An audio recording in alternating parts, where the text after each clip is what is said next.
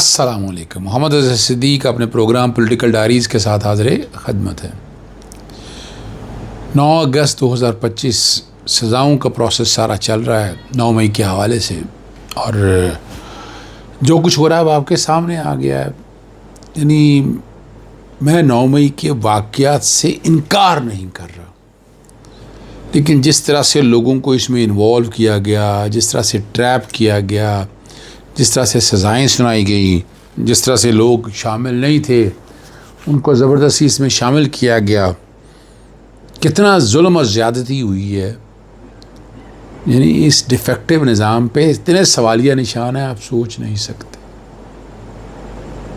मैं और बातें भी करूँगा, लेकिन आगे जाके मैंने पुलिस से अब शर्मिंदगी का, अब हुकूमत वक्त जो है ना वो अब पुलिस से शर्मिंदगी की बात है। पुलिस जब इन सब लोगों से काम लेना हो तो अभी तो आज एक नई मेरे पास सामने आ गई, वो राइट्स, यानी अपना धरने धुरने रोकने के लिए एक अलहदा फोर्स बना ली है, और उस पर बदरादर ट्रेनिंग हो रही है उस फोर्स के हवाले से। मैं जिक्र करूँगा उस हवाले से आपके सामने। लेकिन 9 मई के हवाले से एक बात जो मैं बहुत पहले आपके सामने कर गया था, human right council of Pakistan अफसोसनाक वाक़े की शदीद मज़म्मत की है कि उनके वकील को कम उम्र बच्चों के केस में लाहौर की जेल में अदालत में मौसर तरीके से पेश होने का मौका नहीं दिया गया। और कहने जी काउंसिल के पास बाकायदा वकालता में मौजूद थे और मुतासरा बच्चों ने ख़ुद दस्तखत किए थे करके उन्हें अपना वकील मुकर्रर किया था। इसके बावजूद अदालत ने मौसर तौर पर सुना नहीं। ताज़ीरात पाकिस्तान, जुवेनाइल सिस्टम एक्ट 2018 और चाइल्ड प्रोटेक्शन कवानीन के तहत कम उम्र बच्चों को जिस्मानी या ज़हनी तौर पर तशद्दुद अमेज़ या खौफज़दा करने वाले माहौल में पेश करना ममनू है, और उनके खिलाफ मुकदमा में खुसूसी कानूनी तहफ़्फ़ुज़ जो है ना वो फराहम करना है। ऐसे केसेस में बच्चों को गैर ज़रूरी हरासत या दबाव या हरासानी से बचाना है, और रियासत की ज़िम्मेदारी, ये कानून है। वैसे तो इंटरनेशनल कन्वेंशन है इस हवाले से, लेकिन यहाँ कौन सुन रहा है, कौन देखेगा, कौन पूछेगा इस कॉन्टेक्स्ट के हवाले से। अब बच्चों को भी सज़ा पार्टी की वजह से दी जा रही है, या फिर उन्हें सुनवाई भी नहीं हो रही, और बच्चे भी छोटे हैं, और अदलिया का मेयार कितना गिरा है आप समझ सकते हैं इस बात को सामने। कि बच्चे जितने भी हैं किसी मखसूस सियासी जमात के नहीं है, चलें आगे हैं उनके साथ। उनका नुकता आपने 5 अगस्त के हवाले से बच्चों का सुना नहीं, किस तरह बातें की हैं बच्चों ने, उछले आगे हैं, लापरवाही से आगे हैं। मखसूस जमात का टेबल तो मत लगाए ना उनके ऊपर, चले वो आगे हैं, वो नुकता उन्हें समझते हैं बेहतर है। आज जिन बच्चों का ताल्लुक एक पार्टी से, कल किसी दूसरी पार्टी से भी हो सकता है, और जो वकला है उनका काम अदालतों में पेश होना है और अपने मौकलों की नुमाइंदगी और दिफा करना है। फैसला कुछ भी हो, सुनवाई तो देनी चाहिए ना। Right to fair trial and due process of law article 10A कहाँ चला गया? यानी जज साहब इस सवाल देखे ना, ये तो उनकी जिम्मेदारी है। कानून उन पे जिम्मेदारी लगाता है कि आपने ट्रायल इकट्ठा नहीं करना, ये जज की जिम्मेदारी है। लेकिन जज अगर खामोश बैठा रहे, जज आराम से या बात ही ना करने दे, जज इस कानून को समझे ना, इसका चलान अलहदा पेश होना है, ट्रायल अलहदा होना है बच्चों का। यानी ये इतनी कतगन इस कानून ने, और ये बैनुल अक़वामी कन्वेंशंस के तहत ये लगाई गई। इसमें मुख्तलिफ दरख्वास्तें दी थी, और मैंने कहा था कि सारे मामले को हाई कोर्ट ले आए। मैंने वजाहत के साथ भी बताया था कि सारे को हाई कोर्ट लेके आ जाए, ताकि इसको हाई कोर्ट में चैलेंज किया जा सके, इस सारे नुक्ता नज़र को, इस निज़ाम को। बड़ी कोशिश थी मेरी कि मैं ये सारी बातें सामने रखूं, उसको उस तरह लेकर चलो, ठीक है। वो अब ना ले चलें, ना कर सकें, वो बहुत सी बातें ऐसी हैं जिसको हर कोई अपने तरीक़ाकार से लेकर चलता है, और अपने नुक्ता नज़र से लेकर चलना चाहता है, ठीक है ना जी।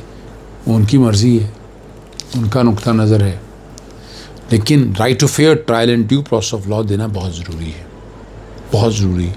अगर नहीं देते तो बड़ा जुल्म है। 9 मई में अब अजय नॉर्मल 9 मई के हवाले से बात अगर आप करें तो 9 मई में जो ट्रायल हुआ है, यानी वो सबसे बड़ी एविडेंस के इमरान खान के मेज़ के नीचे छुपे हुए हैं, ये कंस्पिरेसी है। यानी जो लोग मौके पे नहीं मौजूद तो उसको इस तरह से, यानी इस कंस्पिरेसी के तहत, और ये मिलिट्री कोर्टों में जो सजाएं हुई वो तो सजाएं एक तरह से टूट जानी है। वो तो जब अपील का राइट देना है तो आप जस्टिफाई नहीं कर सकेंगे उनको। और फिर ये 9 मई के हवाले जितनी भी जजमेंट अभी तक मैंने देखी हैं, इन्हें देर नहीं लगनी। मेरिट पे अगर बात करें, अगर ईमानदारी से वो केस करते हैं तो इन्हें सब बरियत है। मैं बहुत मुश्किल है चांस कन्विक्शन के हवाले से, सस्टेन करने के हवाले से बात कर रहा हूँ, लेकिन वो लगाएंगे नहीं, सस्पेंशन नहीं लगाएंगे। और ये निज़ाम सारा जो है वो पहले ही बैठा हुआ है, पहले ज़मीन बोस हुआ पड़ा है सारा ज़मान निज़ाम जो है ना, ज़मीन बोसी की तरफ ही कह सकते हैं ना कि ये वहाँ आया खड़ा है। और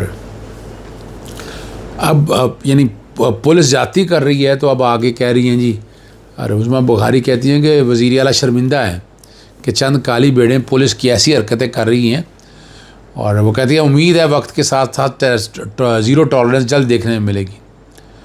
और मुश्ताक अहमद यूसुफ़ी याद है वो कहा करते थे कि सिर्फ 98% पुलिस की वजह से बाकी के पूरे 2% पुलिस वाले भी बदनाम है।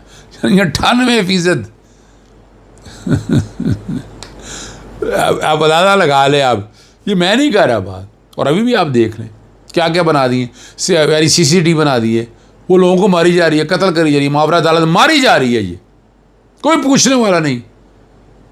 बाहर पहले बंदे मारी जाओ यार, खुदा रहा यार, शर्म आनी चाहिए उन लोगों को भी, बेगुनाह लोगों को मार रहे हैं यार। चले गुनाह किया है ना, जुर्म किया है, सजा है, right to fair trial, due process of law, जाकर सजाएं दें। यहाँ एंटी राइट फोर्स को यानी कोई एक और फोर्स बना दिया, राइट को पता नहीं क्या फोर्स का नाम है, मेरे जेहन में नाम नहीं है आ रहा। वो अपना जिनके का 6-6 फुट है वो लदा निकाल के उनकी ट्रेनिंग हो रही है कि वो जो है ना एहतजाज नहीं होने देंगे। यार क्या निज़ाम बना दिया यार तुम लोग। और ये जमहूरी हुकूमत, यानी ये काला कौन सी जमातें अपने मुंह पे मल रही हैं। और ये हकीकत है कि आपकी पुलिस फोर्स की, पंजाब पुलिस से आप नज़र आ रहा है कि क्या होता है, जिस तरह की ज़ुबानें इस्तेमाल होती हैं, बदतमीज़ी सामने आती, ठीक है ना जी। और बदजुबानी और ये सारी बातें जो है ना वो सारा कुछ सामने आ गए हैं। और हमारे IG साहब शान के कसीदे पढ़ते हैं, और आपको याद होगा वो एक बुज़ुर्ग शायरी जो है मोटरसाइकिल पर आ रहा था तो उसे पुलिस एहलकार ने सीने पर ज़ोरदार थप्पड़ रसीद किया।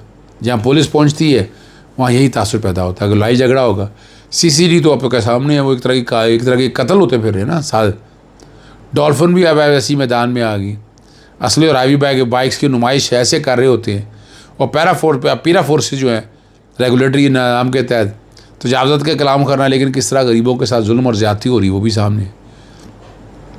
और कल ये सुना था कि एक बयान में ये कहा जा रहा था कि मरियम सफदर की तस्वीर के बगैर नारियल पानी भी नहीं बेचने देते। और पता नहीं ये क्या बात हो रही है।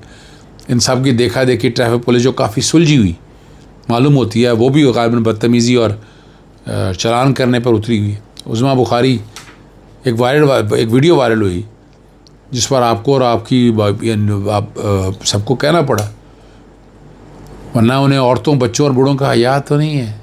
देख लेना ये सारा निज़ाम। ऑर्डर रिपोर्ट के मुताबिक पेट्रोलियम शोबे में 2000 अरब से ज़ायद संगीन बेज़ाब्तियों का इंकशाफ हुआ। OGDCL गैर मुनाफा बख्श फील्ड्स के अखराजात कम करने में नाकाम। इंटर कॉर्पोरेट सर्कुलर डेट हलना मसले 1427 अरब रुपये की बात हो रही है। कहीं कोई शोबा रह तो नहीं गया, और जो करप्शन से बच जाए। हमारा सारबासी साहब ने 1000 अरब की ज़ाब्ती का इंकशाफ किया, अब्दुल मालिक 2000 अरब की बात कर रहे हैं।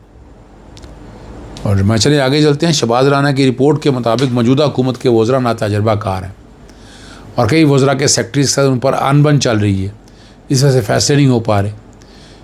इसलिए शहबाज शरीफ का इंसार अपनी टीम की बजाय फॉरेन कंसल्टेंट पर ज़्यादा है। इकनॉमिक प्लान के लिए बरतानिया के इदारे के इकोनॉमिस्ट और एडवाइज़र आ रहे हैं। इस सारे मंजरनामे सबसे हैरानकुन मियाँ नवाज शरीफ खामोश है। पार्टी की जानिब पर कोई मौक़िफ़ भी सामने नहीं आ रहा। मियाँ साहब भी इन चीज़ों से अलहदा है और कहते हैं ज़्यादातर वक्त लाजमी गुजार हैं, हर एक चीज़ का पता है उनको जी। नूली का इज़हार तशवीश करना चाहिए कि उनका भाई शहबाज जो उनके किसी हद तक भी जाने को तैयार है, आज मुश्किल में है। और उसको उनकी ज़रूरत है। इजाज़त चाहता हूँ। अस्सलाम वालेकुम। अल्लाह हाफ़िज़। पाकिस्तान जिंदाबाद।